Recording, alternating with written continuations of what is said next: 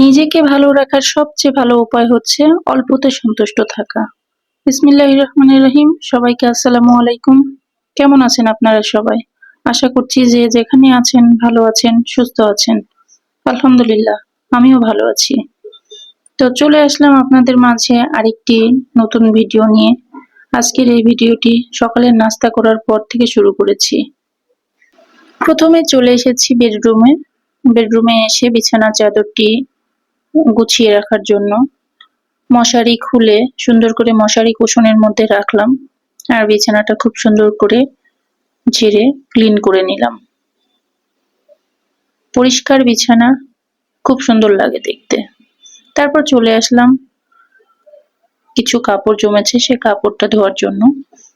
তো ওয়াশিং মেশিনের মধ্যে কাপড় দিয়ে লাইন অন করে দিলাম, দিয়ে ওয়াশিং মেশিনের কিছু প্রসেস আছে সেগুলো অন করে দিলাম। পানির পরিমাণটা কি পরিমাণ কাপড় দিব তার উপর ডিপেন্ড করে। দিয়ে অন করে আমি বাকি কাজ করতে চলে আসলাম। এই তো ঘর ঝাড়ু দেওয়া শুরু করে দিয়েছি।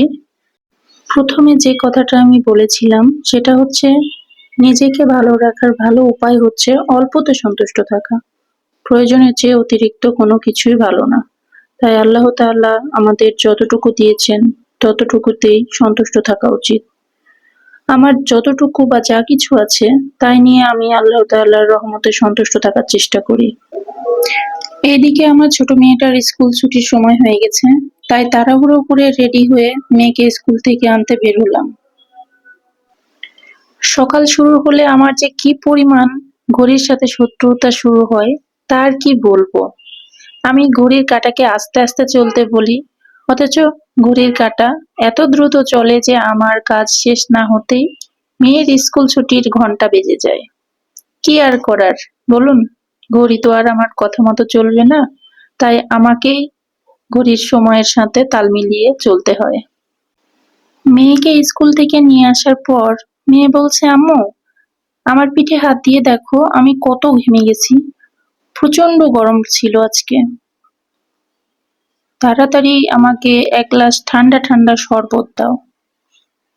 তাই মেয়ের কথা মতো মেয়েকে এক গ্লাস ট্যাঙের শরবত বানিয়ে দিলাম। এদিকে ওয়াশিং মেশিনের মধ্যে কাপড় ধুতে দিয়েছিলাম, সে কাপড় ধোয়া কমপ্লিট হয়ে গেছে। তাই একে একে সব কাপড়গুলো বের করে নিব। ওয়াশিং মেশিনে 80% কাপড় অনেকটা ড্রাই হয়ে বের হয়।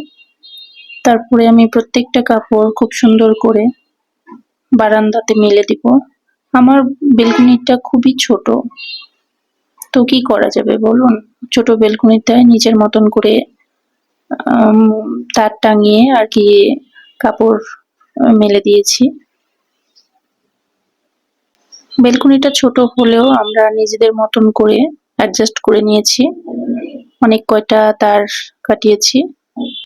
এরপর চলে আসলাম রান্নাঘরে দুপুরে রান্না করার জন্য। আজকে তেমন বেশি কিছু রান্না করব না, কারণ কিছু রান্না গতদিনের ফ্রিজে রাখা আছে, তাই শুধু একটা তরকারি রান্না করলাম। আজকে আমি যেটা রান্না করছি সেটা আমাদের এলাকায় বলে মোথা কচু। আপনারা এই সবজিটাকে কে কি নামে ডাকেন অবশ্যই কমেন্টে জানাবেন। হাতে মাখা যে কোনো সবজির টেস্ট অন্যরকম হয়, এত মজা লাগে। কচু টাইপের সবজিগুলোতে আমি সাধারণত একটু টক ব্যবহার করে থাকি। সেটা তেঁতুলের টক হতে পারে বা আমের সিজনে আমচুনা হতে পারে। তো এখন আমের সিজন পার হয়ে গেছে, কিন্তু আমচুনাটা সংরক্ষণ করে রাখা যায়। তো আমার শাশুড়ি আমচুনা গুলো সংরক্ষণ করে রেখেছিল, আমার শ্বশুর এসেছিল তার হাতে পাঠিয়ে দিয়েছে। তো আমি অনেকদিন ফ্রিজে রেখে দিই, এভাবে ভিজিয়ে রেখে তরকারি যখন দেখবো যে সিদ্ধ হয়ে গেছে ঠিক সেই সময় আমি আমচুনা গুলো তরকারির মধ্যে ছড়িয়ে দিব।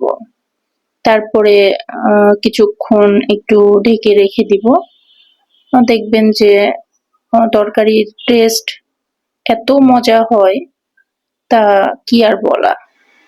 যারা এই প্রসেসে কখনো রান্না করে খাননি তারা তো টোটাল মিস করে গেছেন। আমি বলবো একবার ট্রাই করে দেখবেন, অনেক ভালো লাগবে। আমাদের ব্যবহৃত চিরুনিগুলো একটু ময়লা হয়ে গেছে, তাই ভাবলাম রান্না ওইদিকে হোক, এদিকে আমি এই কাজটা সেরে নিই। তাই চিরুনিগুলো হুইলের গুঁড়া দিয়ে কিছুক্ষণ ভিজিয়ে ব্রাশ দিয়ে একটু ঘষে পরিষ্কার করে নিলাম। তারপরে পানি দিয়ে ধুয়ে নিলে নিমেষে ব্যাস পরিষ্কার হয়ে যায়। খুব অল্প সময়ে ঝটপট চিরুনি পরিষ্কার হয়ে গেল। এভাবে আমার বাসায় যতটা চিরুনি ছিল আর কি, সবগুলো চিরুনি আমি পরিষ্কার করে নিলাম। তারপর এদিকে রান্নাঘরে এসে দেখি রান্না প্রায় কমপ্লিট। তো এটা হলো আমার রান্নার ফাইনাল লুক। আজকে এই পর্যন্তই, দেখা হবে পরবর্তী কোনো ভিডিওতে। ততক্ষণ আপনারা ভালো থাকবেন, সুস্থ থাকবেন, আমার জন্য দোয়া করবেন। আল্লাহ হাফেজ। আসসালামু আলাইকুম।